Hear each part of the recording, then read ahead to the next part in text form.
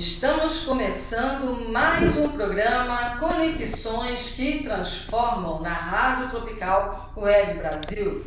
Na terça-feira passada tivemos aqui um programa maravilhoso.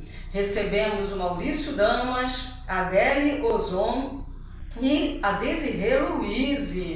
Foi uma conversa excepcional e nós recebemos uma quantidade enorme de mensagens. Quero agradecer a todas as mensagens, ficamos muito felizes. Passei todas as mensagens para os nossos convidados e coloquei lá no meu Instagram. Se vocês quiserem ver as mensagens, entrem no meu Instagram, Sandra Augusta de Paula, e lá no destaque Rádio Tropical vocês vão ver os stories com todas essas mensagens. Muito obrigada, ficamos felizes demais, gente, é muito emocionante. Eu realmente, todo dia, toda semana, terça-feira, quando eu acordo e eu penso assim, hoje é dia do programa Conexões que Transformam, poxa, eu fico muito feliz, porque me emociona saber que a gente está aqui trazendo pessoas que vão emocionar vocês, que vão inspirar, que vão ajudar, muitas vezes, até transformar a vida de vocês. E acaba transformando a nossa aqui também, porque acaba acontecendo as conexões aqui entre os convidados, entre eu e os convidados também. Então, muito obrigada a todos. E se vocês quiserem mandar mensagens pra gente, vocês podem mandar pelo WhatsApp da rádio 21 97159 1211. Quem estiver apenas nos ouvindo, vocês podem assistir também pela TV Cast. Acessem o site www.radiotropicalwebbrasil.com.br ou baixem o aplicativo no celular para ouvir ou assistir. É um prazer enorme, tá, estar com vocês aqui, e aproveitamos para lembrar que o programa, depois de editado, ele vai para o YouTube. Então, se vocês perderam algum programa e querem assistir novamente, se vocês quiserem assistir novamente o programa de hoje, acessem o YouTube da Rádio Tropical Web Brasil. E acessem também o Instagram para deixar mensagens para a gente, curtir, comentar. Fiquem à vontade para a gente saber se vocês estão gostando, se não estão gostando. Isso ajuda demais. Bom, nós já estamos aqui no estúdio com os nossos convidados de hoje, super especiais. Estou muito feliz com a presença deles, Elaine Cordeiro e José Antônio, conhecido carinhosamente por todos como Zé Tó. Então, antes de falar com os nossos queridos convidados, vamos ouvir uma música que eu estou fazendo aqui, uma surpresa para o meu convidado. Eu vi que ele postou, ele tem 2 Instagrams, ele vai passar depois, mas ele tem um Instagram pessoal de uma viagem que você estava fazendo, você postou acho que hoje, ontem. E eu gostei da música, eu falei assim, gente, vou levar essa música pro programa, que é Tão Bom, de Luiz Caldas. Nós vamos ouvir na voz de Luiz Caldas e Caetano Veloso, conforme nosso amigo postou no Instagram dele, e essa música é de 1986. Olá, eu sou a Carla Cis.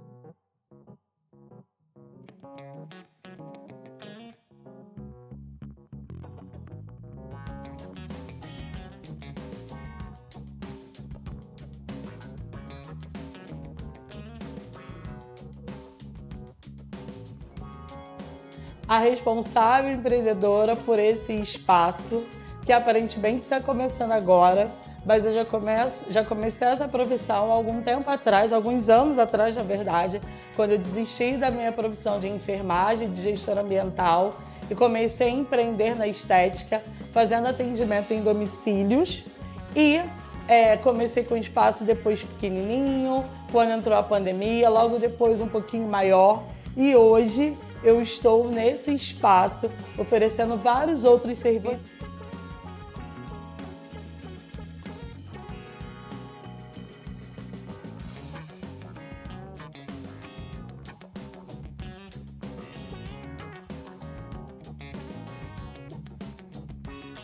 Você chegando aqui vai encontrar a New Design para fazer as suas unhas, pé e mão. Aqui também vai ter o serviço de depilação, alguns dias com a parceria com a Rosângela, outros dias vocês vão estar comigo também para essa depilação. E você vai estar comigo para fazer o seu tratamento corporal e facial. Então sejam bem-vindos ao Estúdio Estética Carla Cid.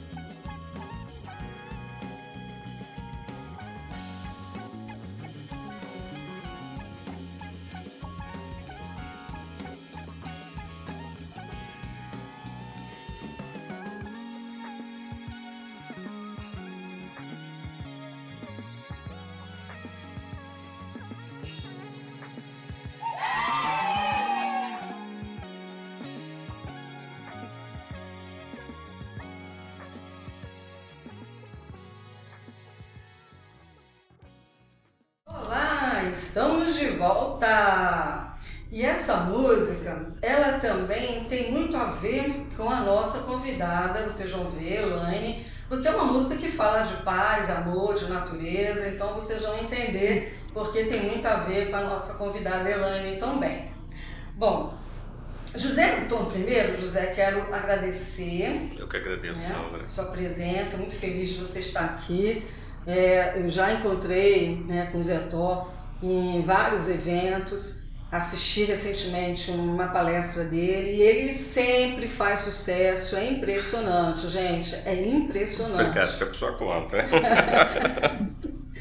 Bom, José Antônio Pereira do Nascimento, conhecido carinhosamente como Zé Tó, referência nacional em privacidade, proteção de dados e gestão da informação.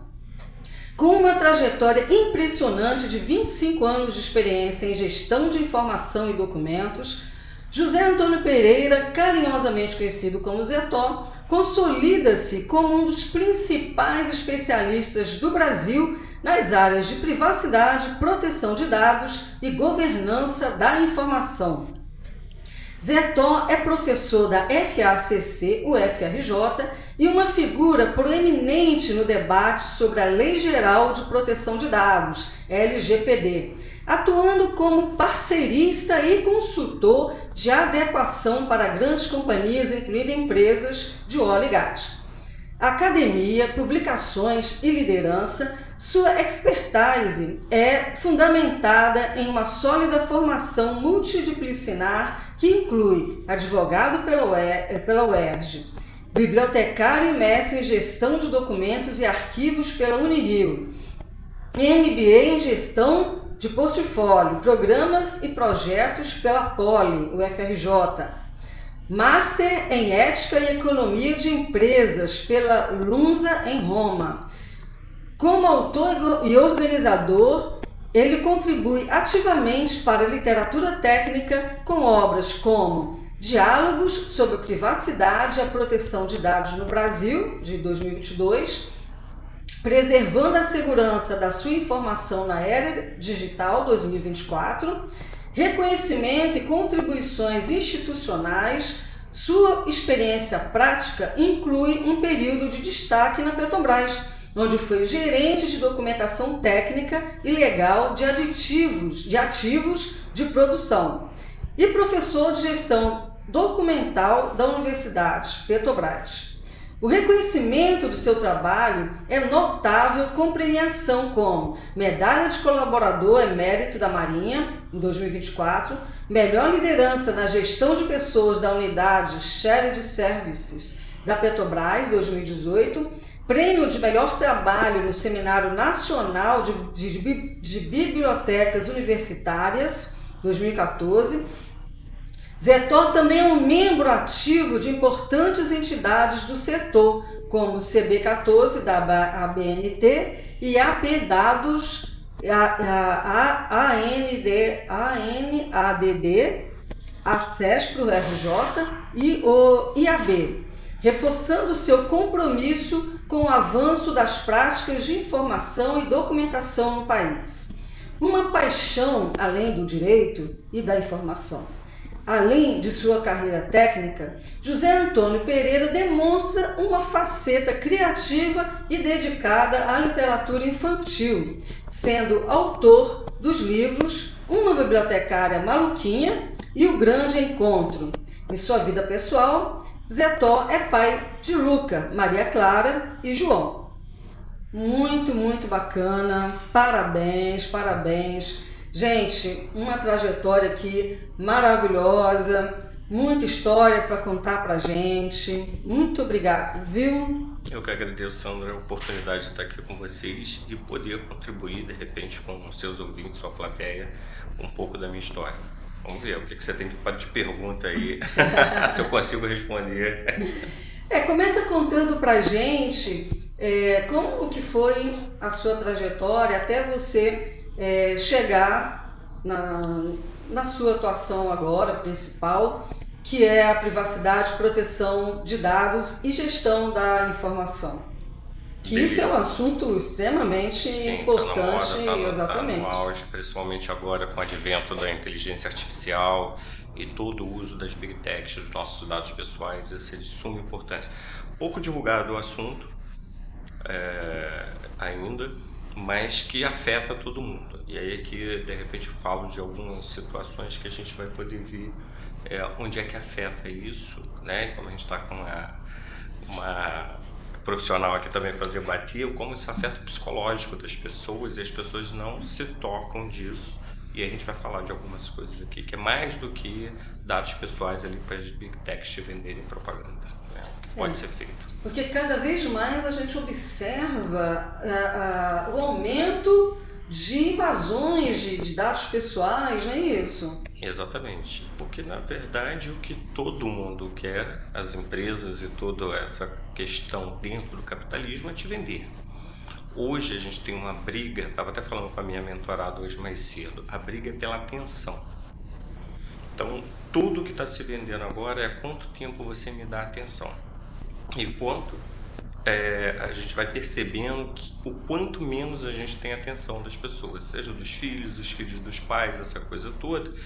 E aí, ouso dizer, mas não é a minha seara, deixar para minha colega aqui, o quanto isso afeta, né, o psicológico das próprias pessoas de não ter atenção ou dar atenção demais a determinada coisa que de repente não é o mais importante para as suas vidas, e o quanto isso pode afetar em todas as esferas, tanto de relacionamento, familiar, trabalho, essa questão toda, porque ao mesmo tempo que há um hiperfoco em algumas coisas, há uma desatenção em outras.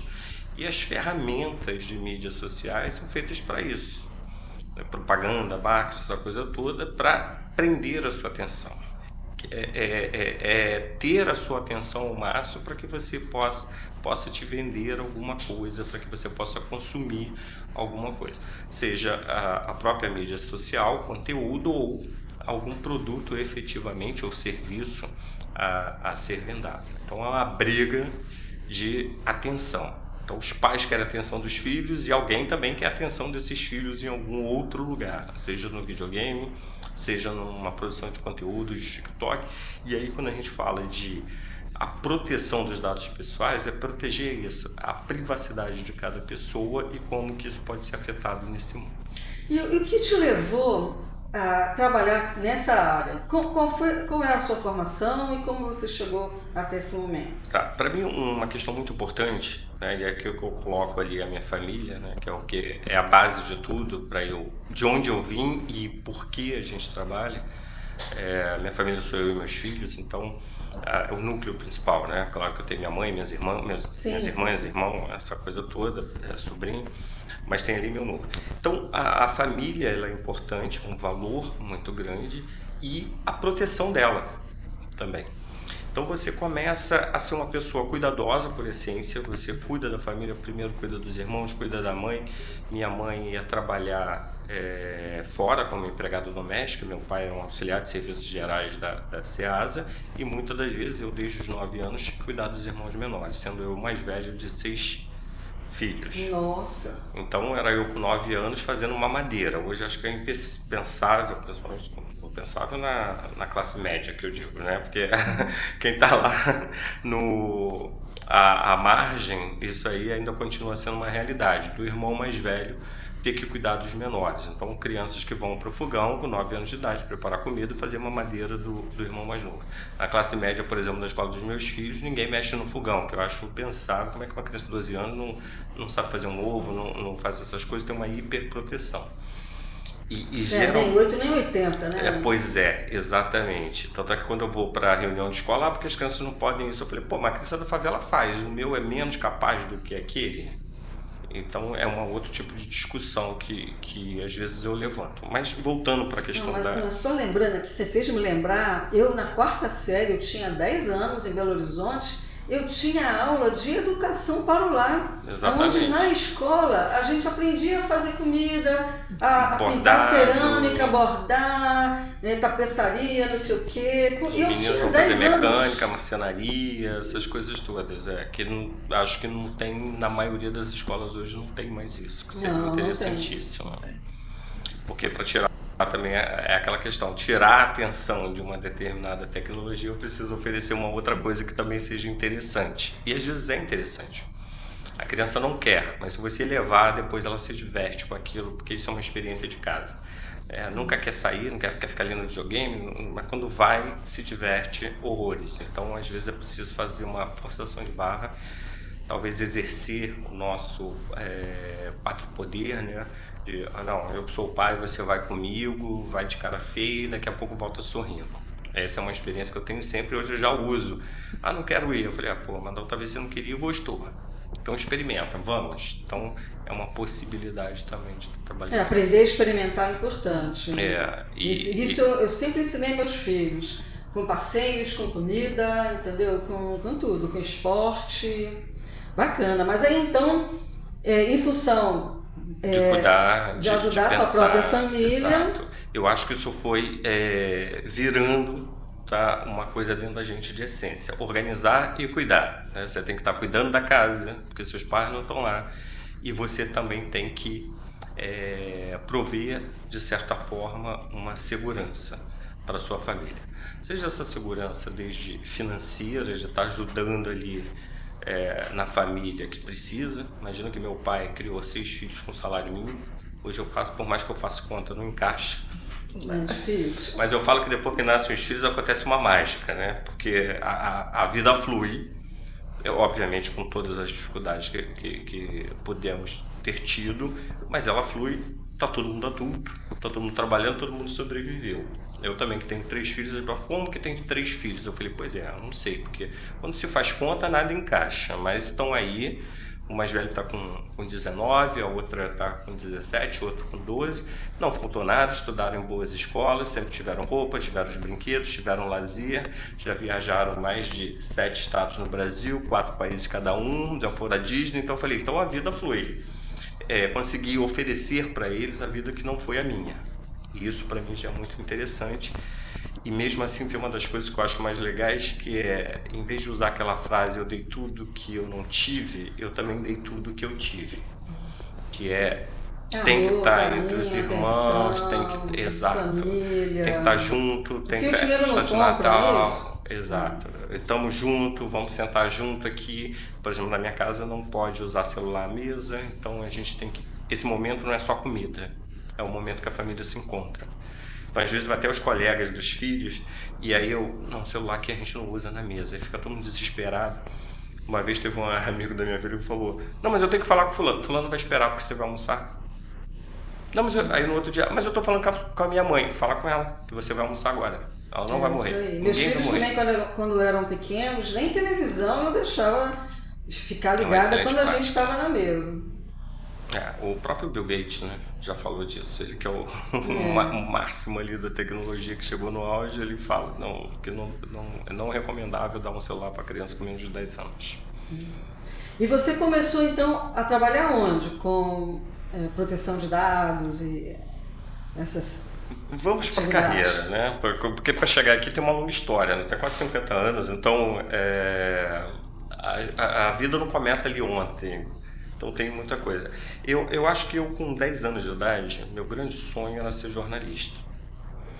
Eu queria escrever, então foi a primeira vez que eu fui numa faculdade. Eu entrei na UERJ aos 10 anos de idade. A partir daquele momento, quando eu tinha 10 anos de idade, eu determinei, eu vou estudar aqui.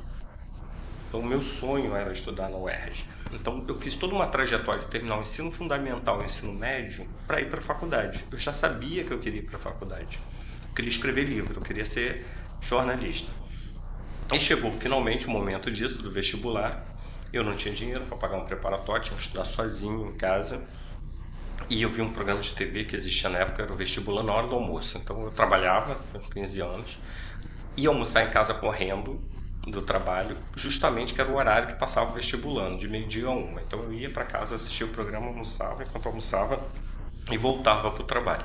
Então o meu preparatório era aquilo. E aí eu lembro que o professor dizia, não, redação de vestibular é sempre uma redação argumentativa. Aquilo ficou na minha cabeça. Eu sempre fui de colégio público, nunca chegava na parte de redação, de literatura, então não aprendi muito disso nas escolas que eu estudei. E fui com isso para o vestibular. Na UERJ, foi um dos que eu fiz para jornalismo. Na hora da prova de redação, faço uma carta. E agora? É uma carta, uma dissertação argumentativa. Unido, eu falei, eu vou fazer uma dissertação argumentativa porque o professor disse que só cai isso. E quando veio o resultado da prova da UERJ, eu tirei 0 em redação. Meu Deus. Então eu sabia que 0 só tira se você errar o estilo da redação. Eu falei, então era uma carta mesmo.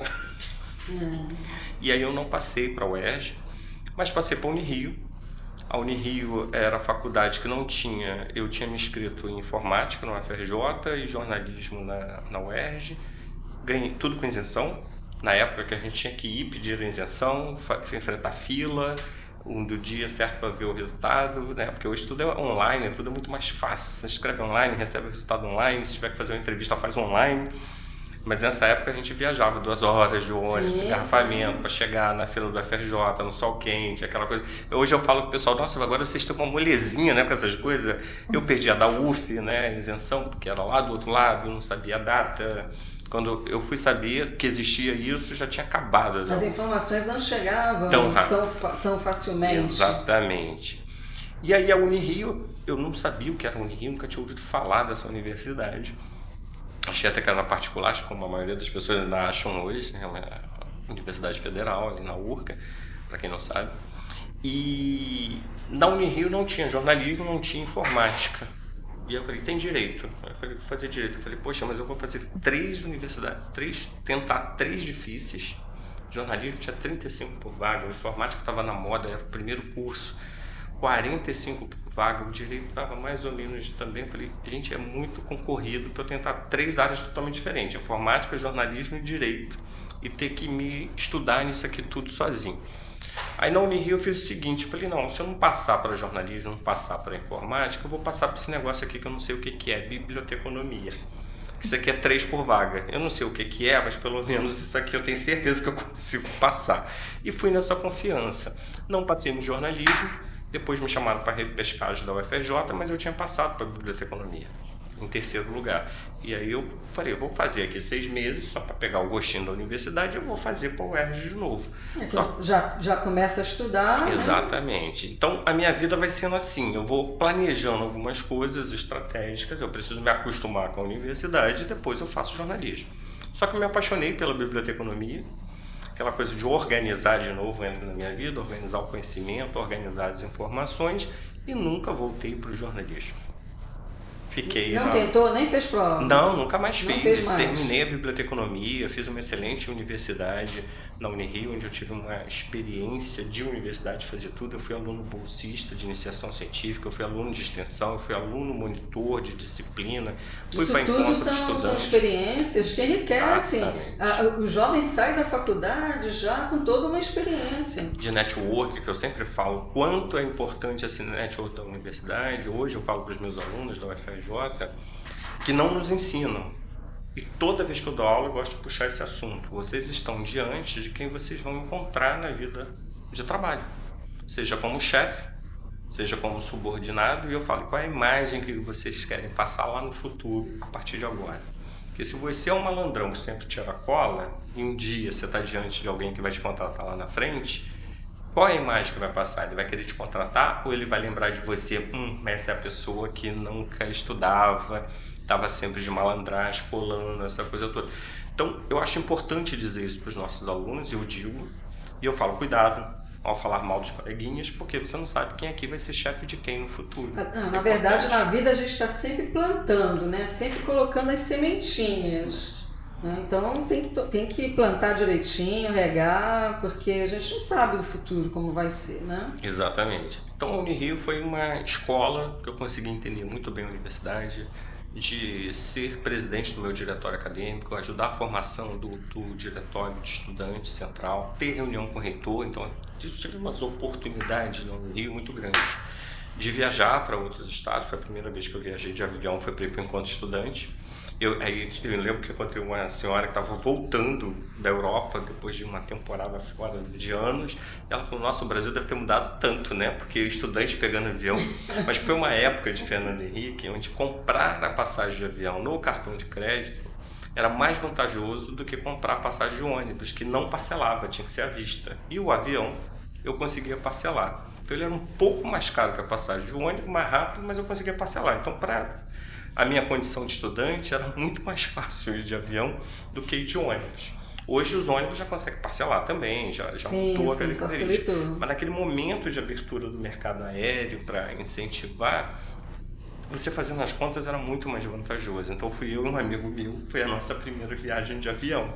E todo mundo em Florianópolis, nesse encontro de estudantes em Florianópolis, pensando: nossa, mas vocês são os riquinhos que vieram de avião. Eu falei: gente, vocês têm que entender que era mais fácil e mais barato vir de avião. Não é uma questão de ter dinheiro.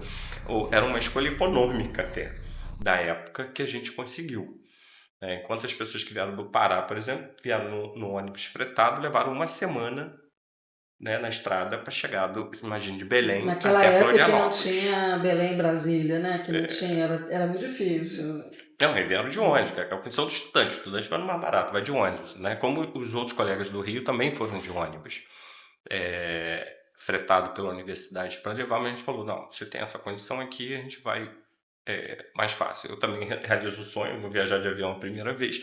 Então tem algumas coisas que a gente vai conquistando aos pouquinhos, tá? E aí você levou essa experiência toda, então, para a tua vida profissional. Tudo é aproveitável. Uhum.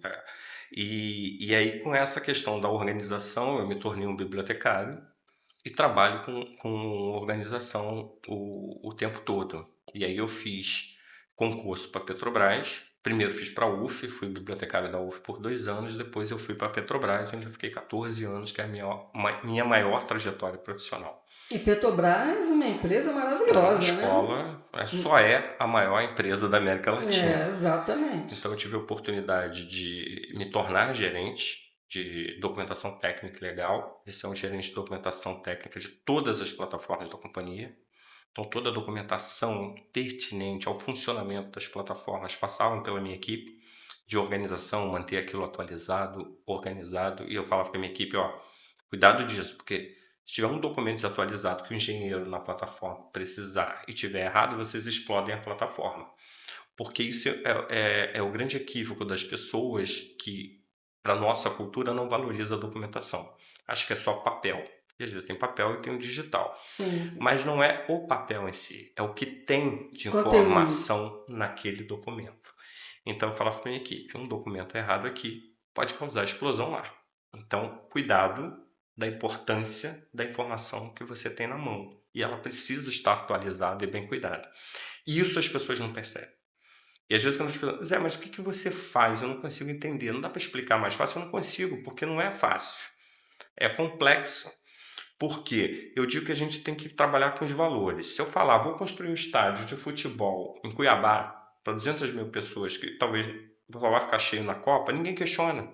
Porque para a gente é um valor jogar futebol. Então, se você fala: vou construir um estádio, vou fazer uma escolinha de futebol, está tudo explicado, porque já tem um valor. Se eu falar: eu cuido das informações da empresa, ninguém entende o que eu estou falando. Aí eu tenho que explicar. E aí eu falo assim: se dados são um novo petróleo, por que você não tem alguém para cuidar desse ativo? Não é uma informação qualquer, é um ativo.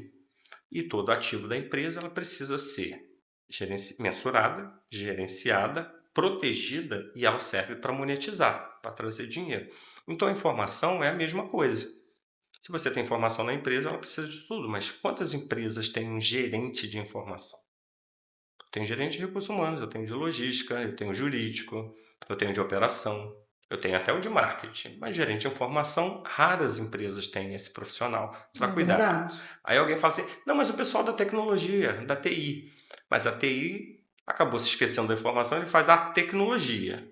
Ele cuida de sistemas, ele cuida da rede, ele cuida da segurança da rede, Dos ele cuida sistemas em si. do repositório, dos equipamentos, mas o que trafega ali no meio, se você perguntar, geralmente não tem ninguém da TI gerenciando.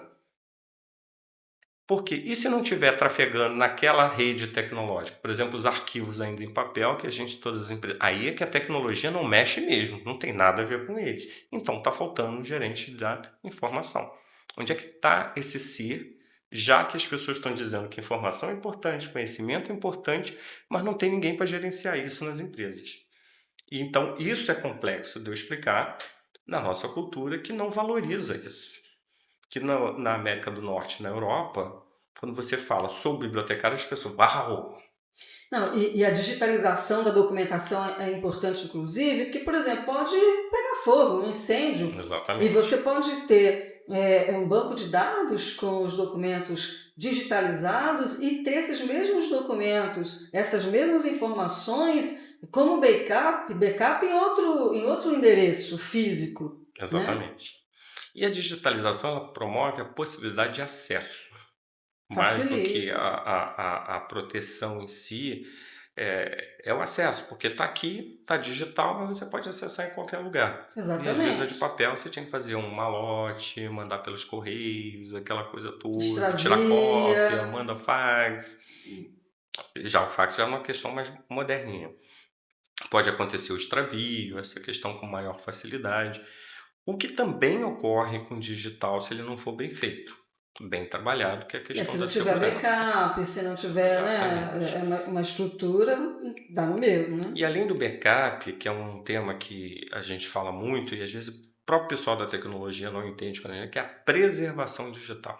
São coisas distintas. Eu sempre digo, Zé, mas qual a diferença? Eu não já fiz backup? Eu falei, backup me remete a quando você tinha um disquete que você fazia o backup, certo? Alguém tem disquete? Você tem disquete em casa ainda? Não. Pendrive? Alguma coisa que às vezes você tem lá e que não abre Que mais. agora é nuvem, né? Hoje é nuvem, tá tudo na nuvem. Hoje é nuvem, daqui a 30 anos eu não sei o que vai ser. Você vai ser as lavas no centro da Terra. Então hoje é nuvem, amanhã pode ser que seja lava. Então a tecnologia muda e como é que você vai acessar essa informação? Porque o backup é para hoje, deu problema hoje, eu tenho um backup e vou ali. E a preservação digital, a gente está pensando no acesso futuro. Hoje, por exemplo, e aí eu sou um pouco pessimista em relação a isso, eu acho que nós somos da geração sem memória. Porque no futuro, embora tudo seja digital, não será preservado. Talvez daqui a uns 200 anos as pessoas de lá do futuro não vão saber o que a gente faz aqui. Porque não vai ter os principais registros de memória. Eles não estarão preservados, se a gente não começar hoje. E aí as pessoas, mas você é pessimista. Eu falei, sou, porque os primeiros filmes do Lumière, do início do século passado, eles não existem mais. Os filmes que as pessoas viram nos cinemas franceses, eles têm fragmentos. E até cada vez mais difícil achar os filmes Exato, não muito tem. antigos. A primeira Copa televisionada, que foi televisionada, a gente não tem mais os VTs. Eles se perderam. Então, eu gravei, passou na TV, a primeira Copa do Mundo, gravou as entrevistas, pô, que emoção, todo mundo podia ver pela TV acontecer a Copa do outro lado do mundo. Tá, mas e hoje eu consigo? Não tem, já se perdeu muita coisa. Então, imagine essa profusão que agora tudo vai para o digital e se eu não preservo para o futuro. Então, não é backup. Daqui 30 anos eu vou conseguir. Daqui 30 anos eu vou conseguir assistir essa entrevista que vai estar digital? Manter toda essa informação de hoje, né? Exato. Então é com isso que eu trabalho. Organização informacional e proteção. Principalmente a proteção dos dados pessoais, porque afetam mais as pessoas. Eu trabalho com informação de negócios como um todo. Eu sempre digo que, já que eu trabalho com informação como um todo, de negócios, patentes, documental de saúde, seguro que tiver de informação, os dados pessoais é um pedaço desse pedacinho todo. do contexto todo. Isso, mas é um importante pedaço de Sim, dados com pessoais, que agora tem uma certeza. legislação que regula o mercado, e aí eu trabalho com isso também. Aí ficou muito mais fácil, eu já trabalhava com isso. Sou advogado também, porque tem aquela parte da história, né? Não fiz a UERJ da primeira vez, mas depois entrei para fazer direito. Então o sonho de estudar na UERJ foi realizado. Não como jornalista. Bacana, bacana, parabéns. Obrigado. E fazer direito é importante para todas as áreas, sempre soma, né? Ela cruza, né, todas essas áreas, aquela Exatamente. coisa. Embora, por exemplo, quando eu estava na Petrobras, tinha muita gente, vamos perguntar para o jurídico. Eu falei, mas isso não é uma pergunta jurídica. E às vezes teve dias que eu fui para a reunião, tinha um engenheiro, tinha o jurídico e tinha eu da área de informação. E aí eu ficava tentando organizar, porque a minha profissão é organizar o conhecimento, falava, não, isso que você está perguntando é uma Responsabilidade de cada um. A né? resposta é sua. Você, como engenheiro da área, responsável da área, você é que tem a resposta se isso pode ou não. Ah, mas se tiver um problema que não sei o que lá, aí é com o jurídico. Não, mas saber precisa de um profissional como você até para definir... organizar o conhecimento. O que é de quem, né? Ah, mas se o documento é falso ou não? Aí não é para o jurídico que você pergunta. O jurídico não sabe se o documento é falso. Aí você pergunta para mim. Porque o documentalista sou eu. Eu que vou te dizer os critérios para aquele documento ser verdadeiro ou não. E que o jurídico vai usar na ação judicial. Mas ele dizer se o documento é verdadeiro ou falso, ele não tem capacidade para isso. Não é parte do jurídico saber isso. E a gente acha que tudo é pergunta para o jurídico. Né? Não, até a parte técnica. Ah, mas se essa assinatura... Opa, tinha mais um na mesa. Eu falei, aí você pergunta para o cara da tecnologia. Porque ele que tem que saber se aqueles códigos estão corretos, foram devidamente utilizados, porque o jurídico não entende de programação. O engenheiro que estava ali não entendia, e o documentalista também não. Aí pergunta para o cara do TI, porque ele que vai entrar no sistema e vai saber se ele foi violado ou não. Porque nenhum dos outros 3 profissionais conseguiam responder isso. Vamos escutar mais uma musiquinha agora? Agora vamos ouvir Você é Linda, de Caetano Veloso, 1983. Alô, ouvinte da Rádio Tropical Web Brasil. O meu nome é Vanessa Navarro, eu sou advogada, eu vivo em Portugal e eu vim aqui oferecer para vocês os nossos serviços advocatícios. Nós trabalhamos ajudando investidores e empresários que queiram trazer a sua empresa para Portugal através do Visto Gold. Essas pessoas podem fazer investimento em fundos. E nós tratamos de todo o processo para a obtenção do Visto Gold, inclusive para a sua família, esposa, filhos, que queiram vir viver em Portugal. Ou, se não quiserem viver, se quiserem apenas investir em Portugal, na compra de imóveis, na construção, restauração, remodelação de imóveis, o nosso escritório conta com parceria de empresas de engenharia, consultores imobiliários e toda a equipe necessária, inclusive pessoas intermediárias de crédito em bancos, pessoas que podem conseguir financiamento para vocês. Então nós tratamos de todo o processo. Contem conosco, inclusive para obter a nacionalidade portuguesa. Tá? E sigam o nosso perfil no Instagram, LinkedIn e Facebook, VN Advocacia PT. Obrigada.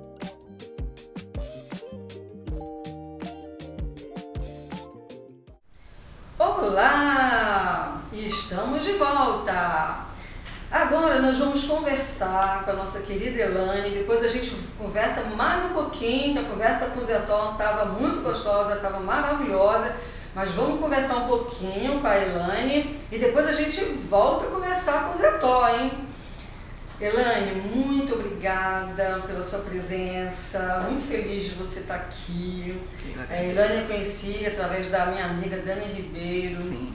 E, nossa, só de olhar para ela assim, eu falei, gente, já é uma pessoa maravilhosa, uma pessoa muito bacana de conhecer, de conversar.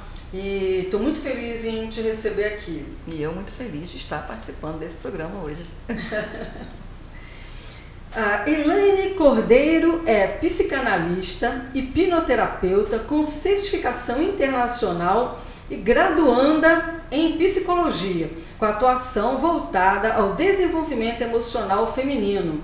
Dedica-se a ajudar mulheres a romper ciclos de dor, resgatar sua identidade e assumirem protagonismo de suas histórias.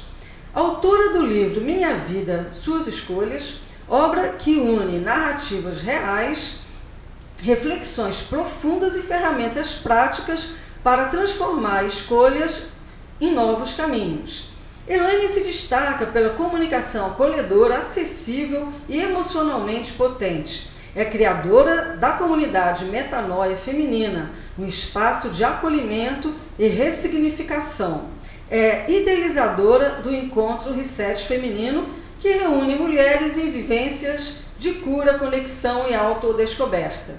Sua história pessoal fortalece sua missão. Elaine é exemplo vivo da visão que compartilha. Alguém que precisou recomeçar do zero, atravessar perdas e traições, transformar sua própria história com coragem, propósito e consciência. Com sensibilidade técnica e profundidade clínica, Elaine tem se consolidado como uma voz que inspira clareza, coragem e a certeza de que recomeçar é possível. Sim. Bom, Elaine, vamos aqui então começar a ouvir a história da Elaine. Elaine hoje ela está estudando psicologia, mas e hoje ela já é psicanalista. Sim. Mas conta pra gente como é que foi que você chegou a ser psicanalista e resolveu continuar nessa área voltada à psicologia. Eu estava até conversando com o Zetão no início, né? Eu sou formada em Direito, entrei para a faculdade, vai fazer 18 anos, mas na psicanálise a gente aprende que nós somos dominados 95% do nosso inconsciente, aquelas vozezinhas que ficam na nossa mente, né?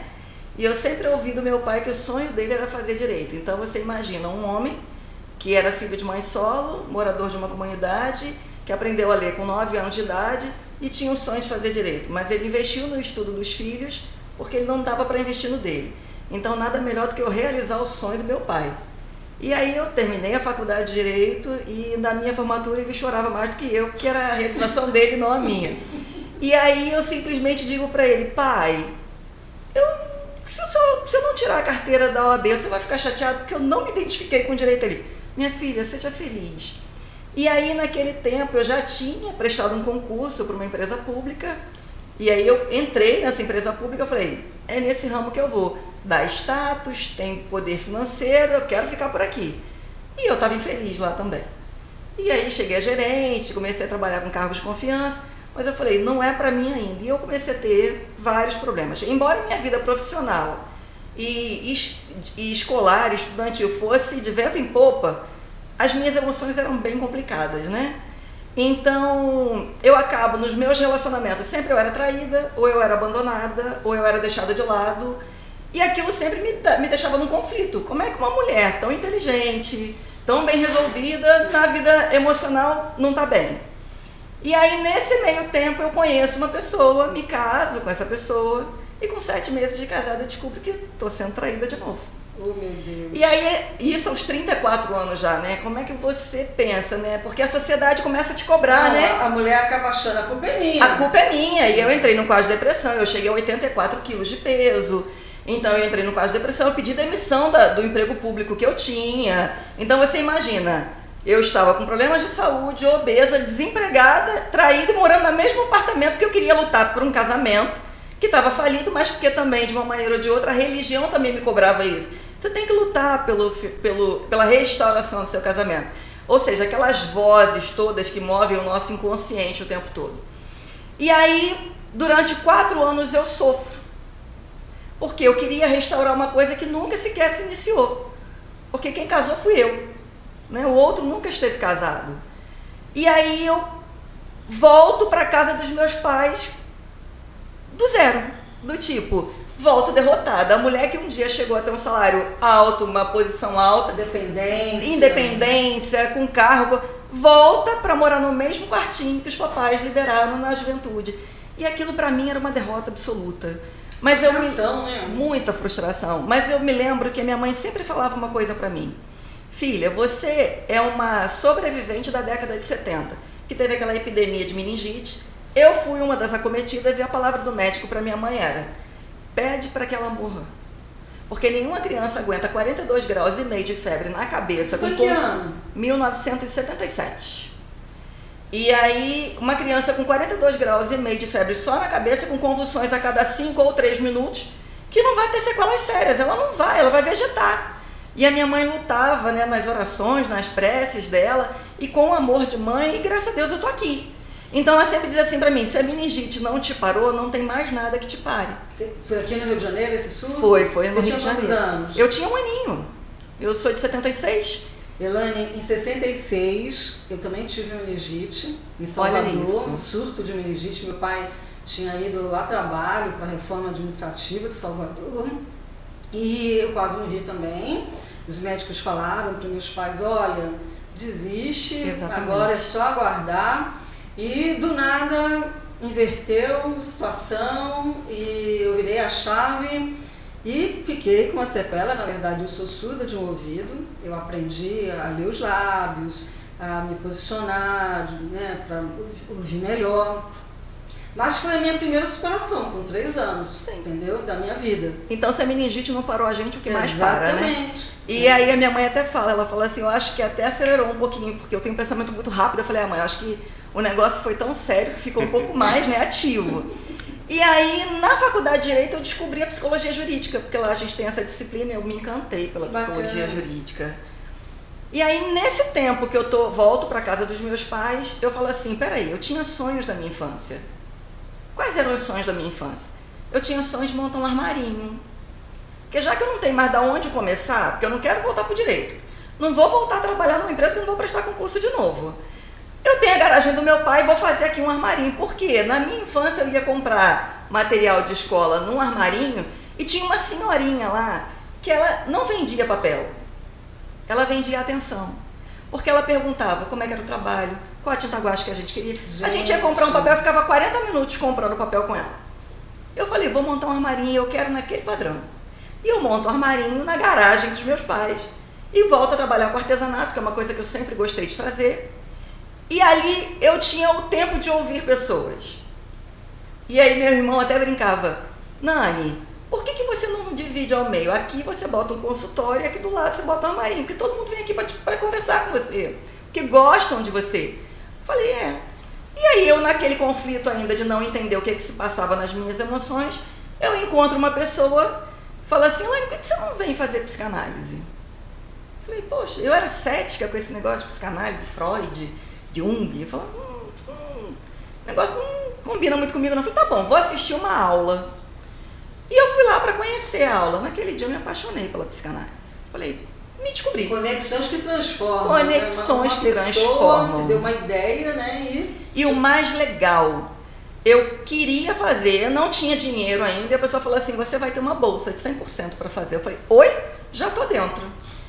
E eu ingresso aí na psicanálise, e nesse tempo, o tripé da psicanálise é o conhecimento teórico, a análise didática e uma análise supervisionada. E eu começo a fazer a minha análise didática.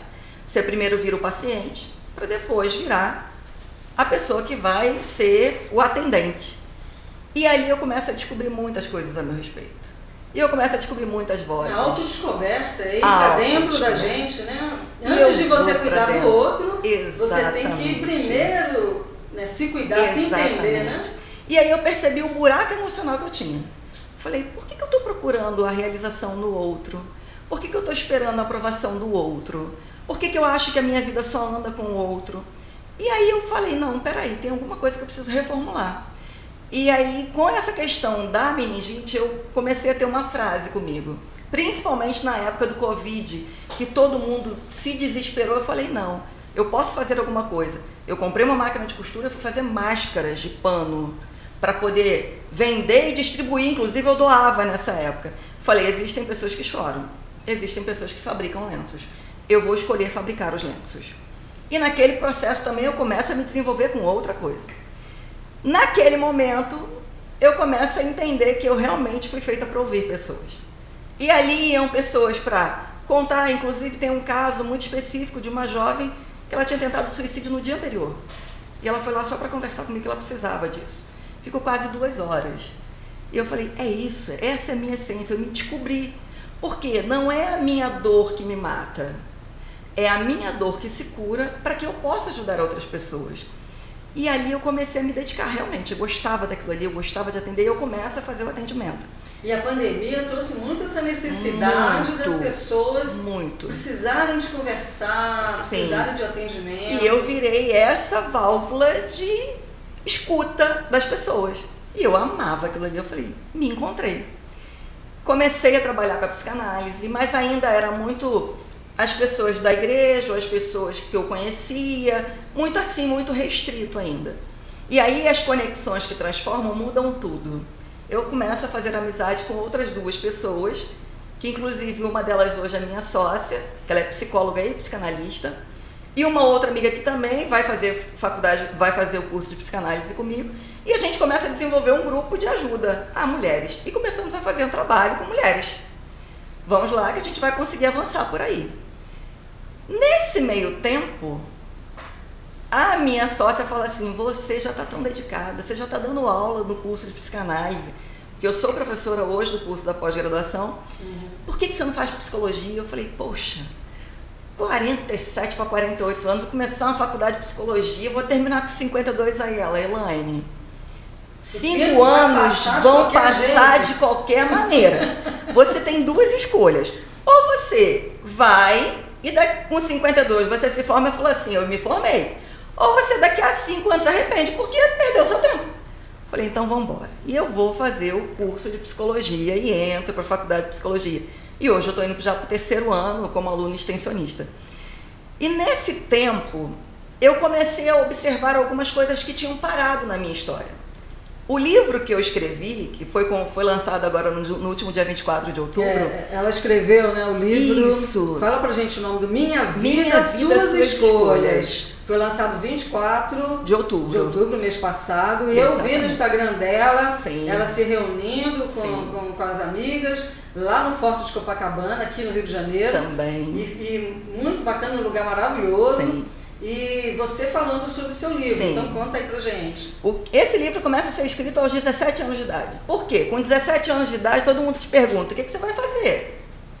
Vai casar? Vai ter filho? A gente ainda está tentando responder as nossas próprias perguntas, e aí a gente já tem que responder as perguntas dos outros. E eu comecei a falar, gente, peraí, tem gente que não sabe nem ainda o que está fazendo. Nem o meu nome eu escolhi, como é que eu já tenho que escolher outras coisas? E aí, esse livro foi perdido umas 3 vezes, porque eu escrevi à mão, perdi o caderno, achava o caderno, daqui a pouco perdi o caderno e achava o caderno. Quando foi no início desse ano, eu conheci a Aline, a Dani, a Raquel, e elas falaram, você tem 6 meses para escrever esse livro. Eu falei, não, eu tenho 3. E eu escrevi em 2. Por quê? Esse livro ele vai falar justamente sobre isso. Se nós temos vozes no nosso inconsciente, quantas vozes determinaram a nossa trajetória?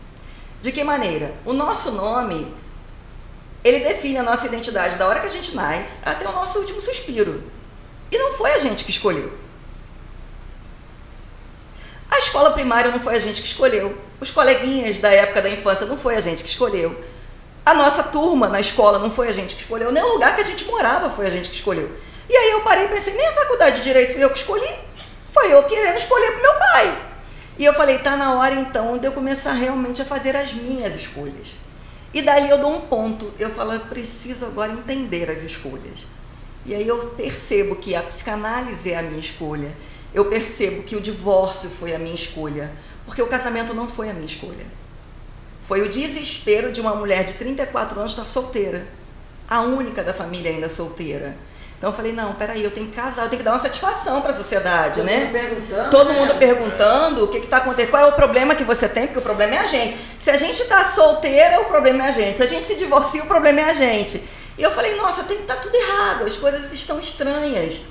E aí eu falo, não, peraí, eu vou pegar a minha história e a história de muita gente. Porque nesse livro ele vai justamente compilar a história de pessoas que descobriram que aos 50 anos não queriam mais ser CEO de uma empresa, queriam ser fotógrafo. E estão realizados e felizes. Ali pessoas que de repente viveram a vida inteira no quintalzinho da mamãe, porque achava que aquilo ali era guardar uma memória. E hoje moram em outros países e têm memórias incríveis para contar. E tem história de mulheres que que tiveram filhos aos 12, 13, 15 anos, pararam de estudar e hoje estudam com a neta, porque encontraram de novo um motivo para avançar. Se libertaram, se descobriram, se redescobriram. libertaram, exatamente. E o livro ele vai narrar justamente essas histórias. Até que ponto a história que eu tenho até hoje é minha? Será que não foram as circunstâncias que moveram para que eu chegasse até aqui? E o que eu posso mudar daqui em diante? Então, aos 48 anos de idade, eu abri um consultório. Voltar para a casa dos pais e entender que aquilo ali não foi um fracasso, foi um sucesso. Porque hoje eu tenho tempo para almoçar e jantar com eles. Eu vi os meus sobrinhos crescerem, curto muito isso. Eu acredito que a gente nunca perde. Ou a gente ganha ou a gente aprende. Aprende. E eu aprendi muito isso com tudo isso. Isso dá para ver na história, né? Tanto a sua história quanto a história de Zé Tó. E quando a gente vê essas histórias assim de mudança, a gente percebe o quanto se torna significativo a nossa dor. Porque a gente percebe que a nossa dor cura outras pessoas. Porque é muito legal a gente ver hoje pessoas que convivem comigo e dizem assim, cara, você virou uma inspiração para mim. Porque eu me formei em Direito com você e nunca tirei a carteira da OAB e eu fui tirando no passado. Porque se ela está começando a faculdade com 48, eu posso fazer minha faculdade com 60. Né? Se ela se divorciou e saiu de um relacionamento que não foi bom para ela, por que eu tenho que estar me sujeitando a uma situação dessa também? E as pessoas estão vivendo cada vez mais. Né? Exatamente, cada vez mais longe. Eu até... Parabéns, Zé Tó, porque você falar da questão de conviver em família, de restringir o uso do celular, como isso é importante. Nós estamos perdendo coisas muito básicas por causa do time, de ter que dar conta, por causa da questão de você ter que avançar o tempo todo e ter que dar satisfação às pessoas o tempo todo. E aí, com isso, eu falo assim, poxa, peraí, eu resetei a minha história e fiz uma metanoia. Então, peraí, vamos começar daqui. Aí eu desenvolvo justamente... Por isso que aí que você criou a comunidade Metanoia. Aí eu criei a comunidade Metanoia. Várias mulheres que começaram a perceber que a história delas parou em algum lugar e que elas pararam de ter esperança.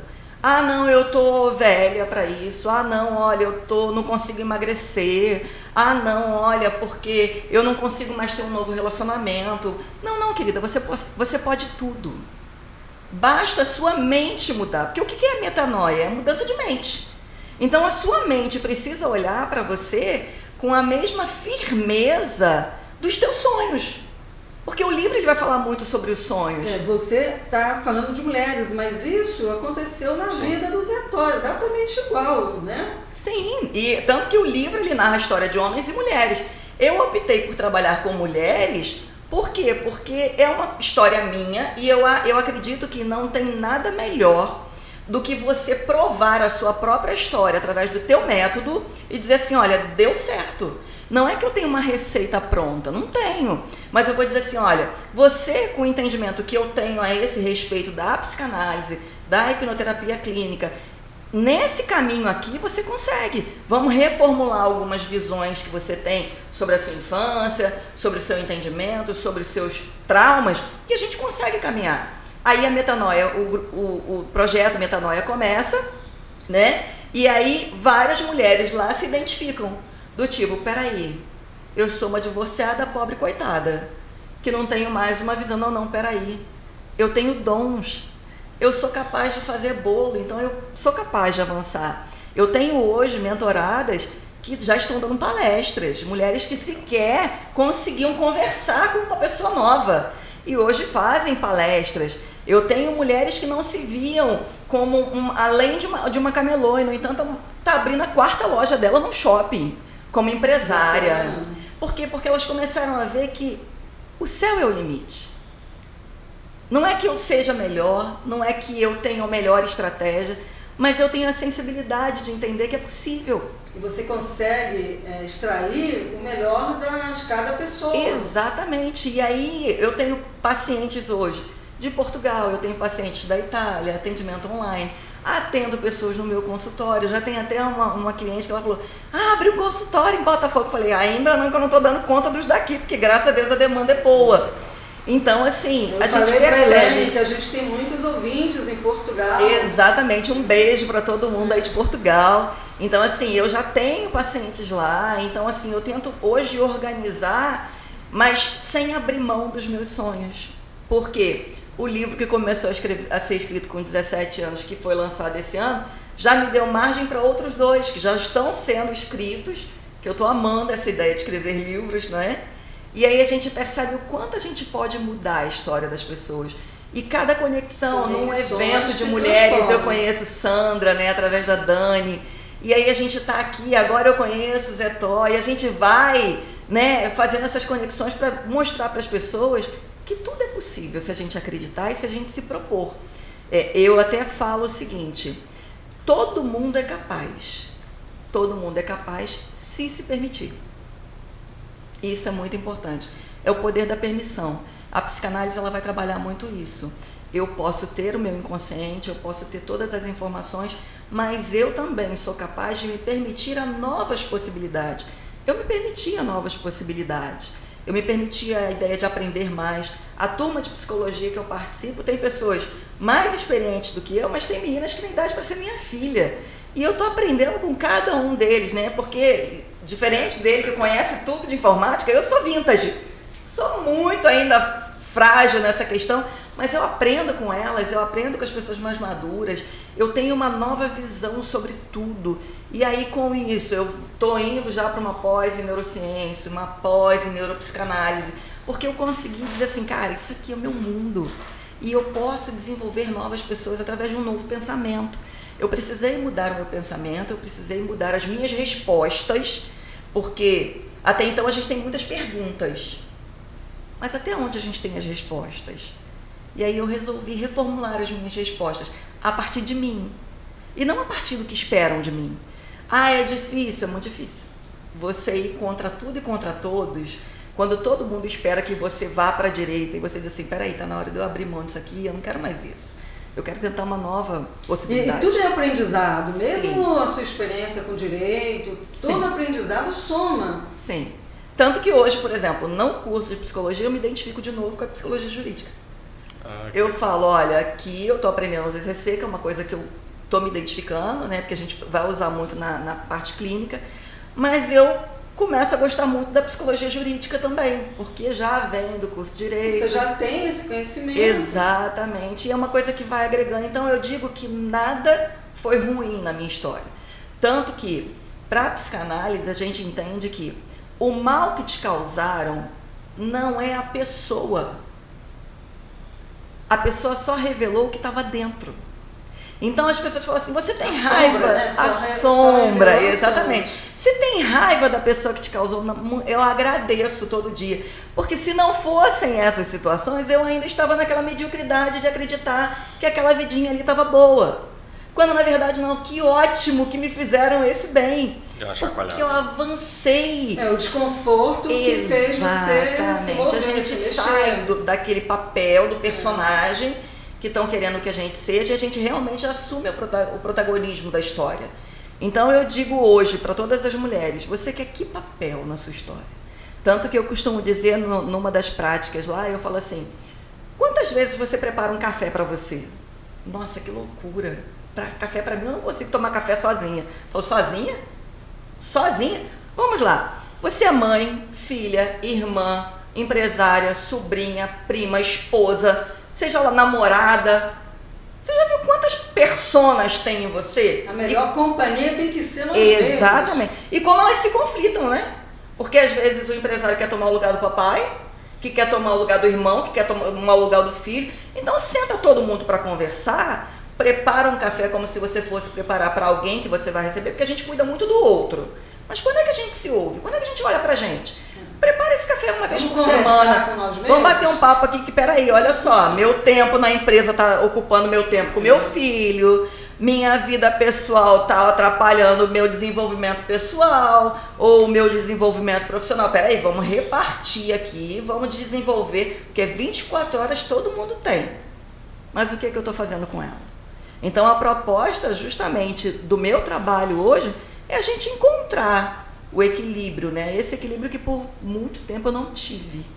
Ou eu estava muito bem profissionalmente, financeiramente estava muito mal emocionalmente, ou eu estava muito bem emocionalmente e estava muito mal profissionalmente, ou então não estava bem em nada, e aí nem comigo mesmo eu estava, porque a gente é isso, a gente é um ser muito complexo. E quando a gente se cura, vem aquela necessidade de ajudar as outras pessoas também a curar aquela dor, né? Que você sentiu na pele a dor, né? Sim, até mesmo porque, por exemplo, eu costumo dizer o seguinte, tem muita gente que passou pela mesma situação que eu e não se levantou até hoje. Tem. Então, nada mais justo que nós, que conseguimos avançar, que conseguimos galgar uns degraus a mais, nós possamos ser instrumento na vida dessas pessoas. Isso. Possamos ser as pessoas que vão dizer assim, cara, vem, ó, eu vou segurar tua mão, vamos lá. E esse encontro Reset feminino faz parte desse processo? Faz parte. O encontro Reset foi justamente para que eu tenha uma metanoia, eu primeiro preciso fazer um apagão de tudo que eu tenho de crença popular até hoje.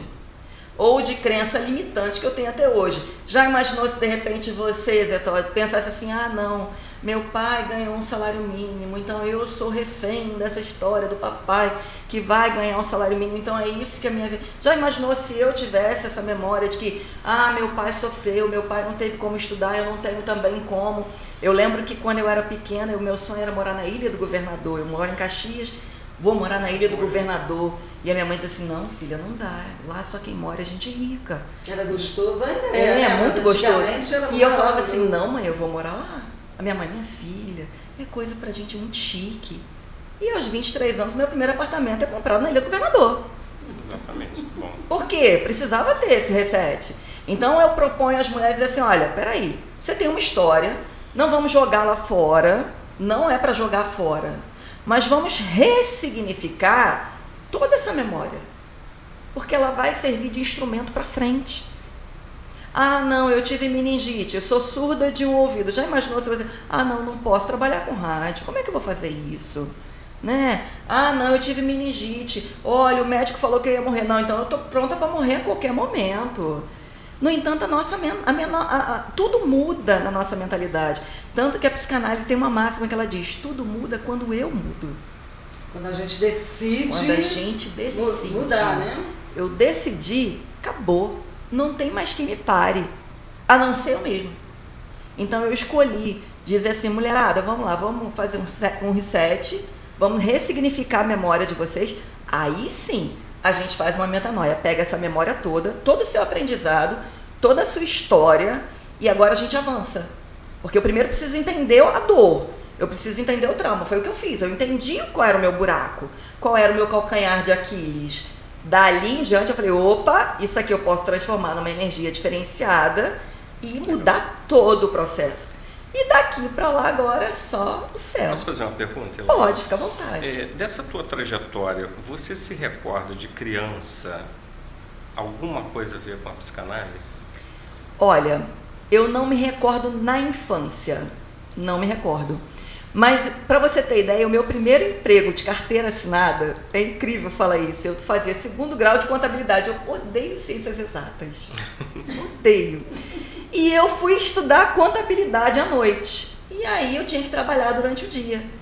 Mas aonde é que é o meu primeiro emprego como assistente contábil? Numa casa de saúde lá em Vilar dos Teles, que era uma casa de saúde para pessoas com problemas mentais. E eu olhava aquilo ali e eu lembrava, porque eu tive uma tia esquizofrênica. Então eu olhava e eu falava assim, gente, como é que é difícil lidar com pessoas assim? Então, no fundo, você sabe que a sua trajetória, ela está sempre te dando ali um norte. Foi uma primeira experiência. Já foi uma primeira experiência. A gente é que não percebe os sinais. Eu acredito muito nisso, por isso que eu te perguntei. Sim, por quê? Porque ali a minha experiência já estava sendo... Mas aí, né, aquilo... Não, trabalhar num banco público dá status, o salário é alto. Vamos fazer concurso? Passei. Eu trabalhava de dia, fazia faculdade à noite, estudava de madrugada para o concurso. Então, assim, passei, caramba, eu não vou desistir disso agora. Como é que eu vou desistir? E com 1 ano e meio eu já tinha um cargo de confiança. Então, eu sempre fui muito assim, muito acelerada. E aí, quando a gente para e pensa, fala, gente, eu sempre estive vinculada à mentalidade humana, à emoção, aos sentimentos. Eu só não percebia. Então, toda a nossa história, toda a nossa trajetória, é por isso que eu falo, o que é o reset? Pega a tua história, analisa os sinais, observa aqui os sinais. tem ali algo já dizendo onde é que é a tua essência. E isso a gente só consegue quando a gente olha para dentro. Só de quando nós olha mesmos. para dentro. Tanto que hoje eu digo o seguinte: identidade e essência é igual a propósito. Quando você descobre quem você é e descobre a essência da sua identidade, o teu propósito acontece. E acontece muito mais rápido do que você imagina. Porque eu estou vivendo nos últimos 3 anos, 4 anos, que é o tempo que eu tenho de formada em psicanálise, mais coisas do que eu vivi em 47 anos de idade. É essa percepção que eu Isso é tive muito na sua história. Sim. Agora, Elaine, fala pra gente como que os nossos ouvintes podem entrar em contato com você para contratar os seus serviços. Sim. Primeiro, lá minha rede social, né, o Instagram, @ElaineCordeiroPsi. Então eu tô lá, tem várias informações, às vezes eu faço uns videozinhos sobre emoções, sentimentos, sobre inconsciente, é uma coisa bem legal. Meu telefone, DDD 21 96 443 4171, você vai me achar lá também. E aí eu atendo online, atendo também de maneira presencial, tem meu consultório em Caxias, em Duque de Caxias, online para o mundo inteiro, e graças a Deus isso está fluindo. E é um prazer enorme. E aí quem quiser, inclusive na minha rede social, lá no Instagram, tem todo o explicativo do que é o Metanoia, do que é o Reset, tem lá o link. Legal. E o livro Minha Vida, Suas Escolhas já está disponível na Amazon, só online, né, no Kindle. Também é só colocar lá Minha Vida, Suas Escolhas, já está disponível lá. O físico, por enquanto, só comigo mesmo. Então é um prazer, e todas as mulheres, atendo homens, atendo mulheres, mas o meu público normalmente mais fechado é de mulheres. Repete pra gente, Instagram e WhatsApp. Elaine Cordeiro Psi, telefone 21 96443 4171. Maravilha, maravilha. Vamos agora escutar um pouquinho aqui da história do Zé Tó. O Zé Tó estava contando pra gente que ele trabalhou na Petrobras, quanto tempo? 14 anos. E ele hoje, conta pra gente, depois da Petrobras, conta pra gente como é que foi que você chegou ao momento atual. É parecido com o da Elaine, né? Também estava numa empresa, no grande, todo mundo acha que eu sou maluco, mas eu pedi demissão da Petrobras. Sempre acham, né, Elaine? E abri a Zé Tó Consultoria, que é a minha empresa. Zé Tó é um apelido de infância que o amigo deu. O meu brand, na hora de criar a empresa, tinha outro nome e ele veio com Zé Tó. E ele falou, Zé Tó, não, eu fiz, não foi o que você pediu, mas você já tem uma marca. E vamos aproveitar para o nome da sua empresa. E aí eu, meio assustado com aquilo, eu confio muito em você, um profissional que trabalhava comigo na Petrobras há 14 anos. E aí eu falei, você é o profissional, se você está dizendo que essa marca é melhor do que a que eu pedi, vamos usá-la. E realmente tem funcionado. E a Zé Tó Consultoria é uma empresa de gestão inteligente de dados, informações e documentos. Então eu chego nas empresas para entender o fluxo informacional e propor uma organização disso naqueles pilares que eu falei. Eu preciso organizar, eu preciso mensurar, eu preciso proteger e eu preciso monetizar com aquilo, porque aquilo é dinheiro. E as pessoas deixam na mesa. A Zé Tó, o que você faz? Depende. Eu tenho um cliente há 3 anos, que é a Brava Energia, uma empresa de petróleo, a segunda maior empresa de petróleo depois da Petrobras, nacional. Claro que devido às proporções, mas ela é a segunda maior. Que é meu cliente já há 3 anos. A gente gerencia a documentação de engenharia, de petróleo, aquela coisa toda. É seu maior cliente hoje? Hoje é meu maior cliente. Mas também já trabalhei com a MGE, transmissora de energia, com a ENGIE, que é uma multinacional francesa, que está lá em Florianópolis, também fazendo tabela de temporalidade documental para eles, que são empresas de petróleo e gás, principalmente que têm um grande volume de dados e informações, e é meu expertise. Então já são 18 anos trabalhando na área de petróleo e gás. A gente falou, né? Tudo vai acontecendo para o futuro, né? Exatamente. Um determinado momento no futuro. E eu sou um organizador. Eu quero organizar dados, eu fico falando com as pessoas. E é aquela coisa que eu perguntei, porque eu acredito que todo mundo tem um caminho de sucesso definido pelo Papai do Céu. Sim. Quem desvia somos nós. É verdade. Por algum motivo, não percebe as sutilezas da vida. E quando eu saí da Petrobras, eu fui fazer essa reflexão. Qual é o meu caminho de sucesso? E aí eu entendi que desde pequeno eu sou um comunicador. Eu preciso falar, eu preciso ajudar as pessoas com a fala. Então eu fui me dedicar, já são 4 livros, você vê, eu saí da Petrobras tem 5 anos. Eu já escrevi 4 livros, 2 técnicos e 2 infantis. E agora eu estou dando mentoria de empreendedorismo. Porque esse tempo que eu fui gerente na Petrobras tem que servir para alguma coisa, para eu passar a experiência para alguém. Então eu tenho algumas pequenas empresas começando seus negócios ou querendo rever os seus negócios para que eu faça uma mentoria de organização mental para o negócio. É psicológico, tá? Porque no meu até falo, depois eu tenho que conversar contigo, Elaine, porque teve uma que falou, Zé, depois da primeira reunião com você, a gente tem que ir pro psicólogo. Eu vou montar uma parceria. Porque quando eu falo de propósito, teve uma que falou, Zé, eu fiquei chorando. A outra falou assim, eu fiquei uma semana, Zé, pensando nas coisas que você estava me falando. Eu falei, bom, então eu estou mexendo realmente. Emocional. Que é o que a gente usa de ordenar para desordenar, então a gente organiza e ressignificar essas coisas, porque eu já tive também uma cliente em Buenos Aires que ela desistiu na 3ª sessão de abrir o negócio dela. Ela, desculpa, mas eu não vou continuar. Eu falei, não, tá ótimo, porque para isso que você me pagou, para você não gastar seu dinheiro no algo, porque não vai dar certo. Exatamente. Porque eu já tinha visto que não era para você aquilo que você estava dizendo que ia fazer, que ela já tinha o dinheiro, o lugar, o investimento todo, e eu pensando assim, vai jogar dinheiro fora. Se no 3º encontro ela percebeu que aquilo não era para ela, economizou dinheiro.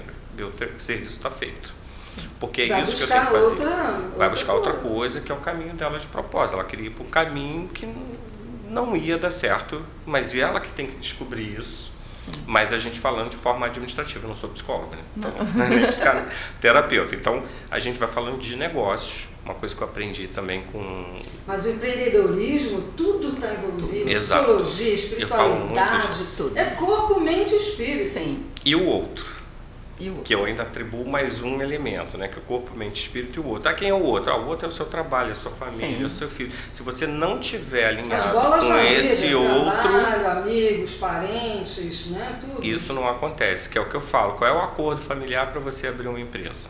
Estão apoiando ou estão detonando a sua ideia? Porque se o outro não tiver alinhado aqui, corpo, mente, espírito, o negócio também não vai. Então essas coisas eu converso na mentoria, geralmente eu faço uns 11 encontros. É uma coisa que eu gosto muito, que eu vejo as pessoas realmente refletindo, pensando e elas amadurecendo com isso. Então um pouco da experiência que eu passo, que eu falo, não é uma, como é que se diz, uma consultoria empresarial, é muito mais uma organização do conhecimento, que é algo que a gente trabalha, né? Gestão do conhecimento das pessoas, para elas entenderem o que elas precisam e organizar a cabeça para abrir qualquer tipo de negócio. E aí serve para qualquer um, né? Para gerente. E aí eu dou aula disso também na UFRJ, né? Na FAC, que é a Faculdade de Administração e Ciências Contábeis. No curso de Biblioteconomia eu dou aula de empreendedorismo. E dou a mentoria de empreendedorismo e também dou aula em projetos sociais de empreendedorismo, justamente para fazer essa organização. Isso é um pedaço do meu trabalho. Eu continuo trabalhando com a gestão do conhecimento, só que voltado para o empreendedorismo, essa questão toda, que é uma coisa que eu gosto muito de fazer. E a Zetó Consultoria, quem quiser seguir também as redes sociais, né, é @Zetó Consultoria, as redes sociais todas. O YouTube é Zetó Consultoria, o Instagram é Zetó Consultoria, o Facebook é o Zetó Consultoria e o TikTok vai tudo TikTok por aí. TikTok também? O TikTok a gente está começando ainda, porque ao fazer os estudos sociais com os meus alunos do UFRJ, eu pergunto, por que vocês vieram estudar aqui? Porque eu vi no TikTok. Aí depois da 4ª turma, 1/3 da turma veio por causa do TikTok. Eu falei, meus clientes estão no TikTok, eu não estou lá. Eu preciso estar no TikTok. Então eu falei para o meu marketing, abre uma conta no TikTok e vou começar a explorar, porque eu preciso me divulgar lá também. Mas ainda estamos começando, porque nem eu uso tanto, mas é uma coisa que a gente vai aprendendo. Mas você fez uma postagem que você iniciou agora um trabalho, é museu? Agora eu não me lembro, museu, alguma coisa assim? A gente já tem vários trabalhos, mas teve um que foi uma igreja. Igreja. Isso. Na verdade foi uma igreja que chamou a gente para ver não começou o trabalho, só para orçar, e que eu falo da beleza de os lugares que eu trabalho. Então, como você trabalha com informação, com conhecimento, você tem umas coisas maravilhosas. Por exemplo, eu fiz um trabalho para a Fundação Joaquim Nabuco em Recife, que eu tive em mãos o projeto de lei da Lei Áurea. Porque tem aquela bonitona que está no Arquivo Nacional, é edição de luxo. Mas você pegar o projeto, que aí você cai a ficha. Gente, o André Rebouças, que foi quem fez o projeto. Original, documento original. Escrito à mão no pedaço de papel, é o projeto de lei que tramita. Porque não tinha máquina de escrever, não tinha computador. Né? E aí você cai a ficha, eu estava com o projeto original. E depois, lendo o diário do Joaquim Nabuco, né, no dia 13 de maio, ele falando, conseguimos aprovar ali no Congresso, estou saindo para comemorar e beber com os meninos, o André, bababá, e ele vai falando os abolicionistas na Rua do Ouvidor, que eles estavam indo beber. Isso é o diário do Joaquim Nabuco. Então tem uma beleza de trabalhar com informação e conhecimento. Eu fico emocionado, tá? Porque você vê essas coisas, o diário do Joaquim Nabuco, a Lei Áurea, o projeto do André Rebouças e fotografias originais, outros trabalhos, que nem dessa igreja que eu fui, de ver a história passar na sua mão, eu acho lindíssimo também. E você tem o WhatsApp para contato? Tenho. Se o pessoal quiser entrar em contato, o DDD 21, tá? Porque isso aqui é para o mundo, né? Estamos no Brasil. 998-993847. Ou DDD 21, 2391-4978, que é o profissional da empresa, que o pessoal responde mais rápido, sabe, do que eu, do pessoal. Então, repetindo, todas as redes sociais, Facebook, Instagram, TikTok... Zetó Consultoria.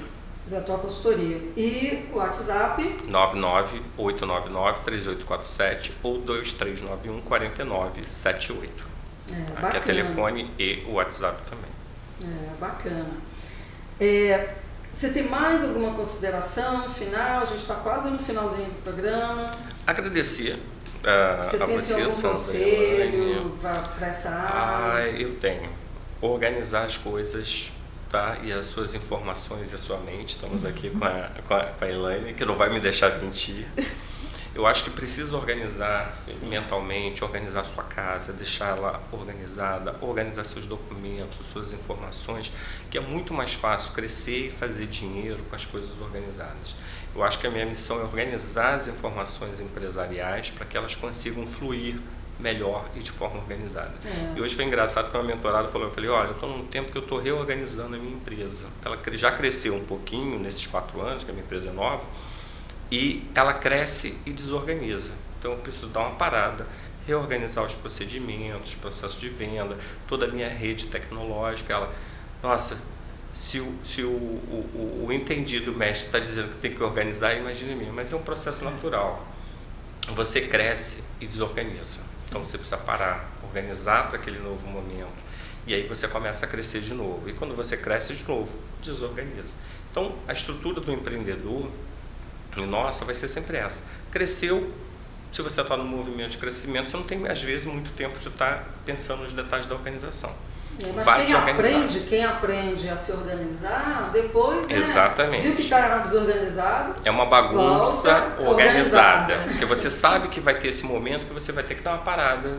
É que nem vendas de Natal. Todo mundo que já trabalhou minimamente ou com vendas sabe disso. Em dezembro você está no pico de vende. Janeiro, o que acontece? Estoque.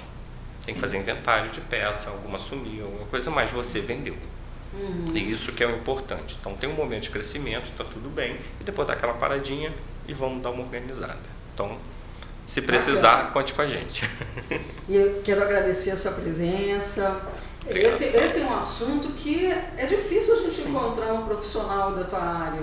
É um assunto importantíssimo e que ter você aqui contando um pouco sobre essa área aqui foi fundamental. Obrigado, Sandra. Obrigado pela oportunidade, né? Que às vezes precisa alcançar mesmo, né? Porque muita gente não entende a importância. Sim, né? Eu sei disso. Obrigada, tá? Obrigado a você, Sandra. Elaine, você tem alguma consideração final, algum conselho?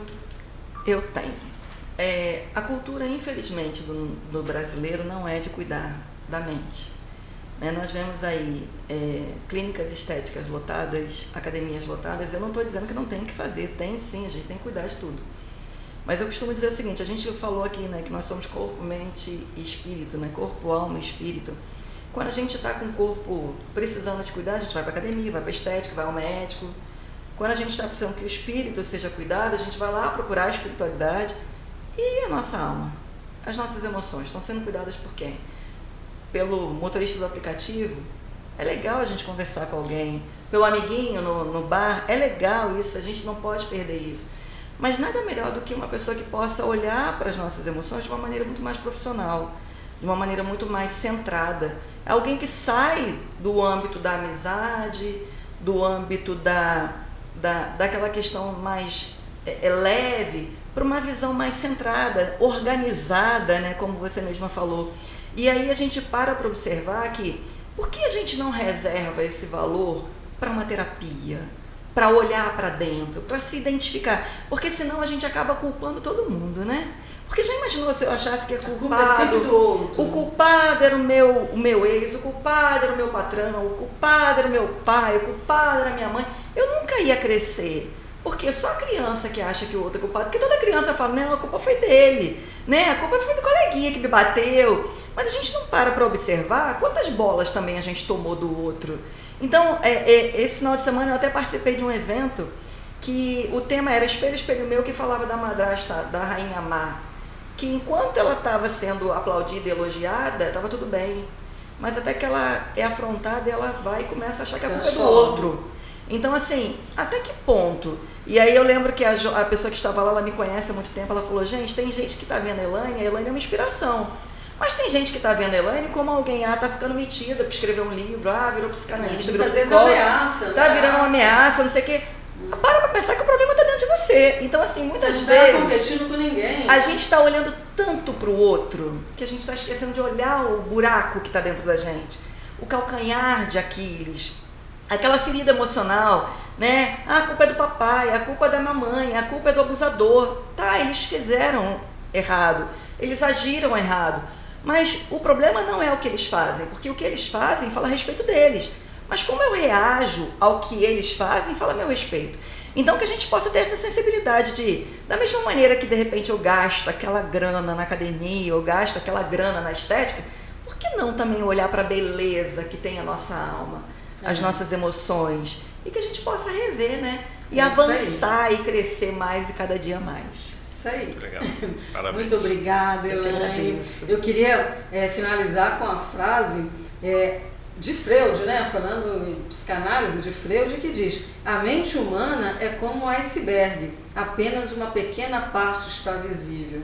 E por isso que é importante a gente ter empatia, porque a gente não sabe o que tem na mente da outra pessoa, no emocional daquela pessoa. E muitas vezes esse emocional precisa de uma terapeuta, precisa de uma conversa, precisa de um mentor para ajudar a organizar a vida, o negócio, entendeu? A mente humana é muito bacana, muito bacana. Muito obrigada pela presença de vocês. Obrigado a vocês. Agradeço a todos os ouvintes por estarem com a gente aqui hoje. E aguardo vocês na próxima terça-feira, às 18h30. Acessem o site da Rádio Tropical, www.radiotropicalwebbrasil.com.br. Acessem o YouTube para assistir aos programas, curtam e compartilhem as nossas postagens no Instagram e estamos muito felizes em ter vocês aqui como ouvintes. Rádio Tropical Web Brasil. Você conectado ao mundo e o mundo ligado em você.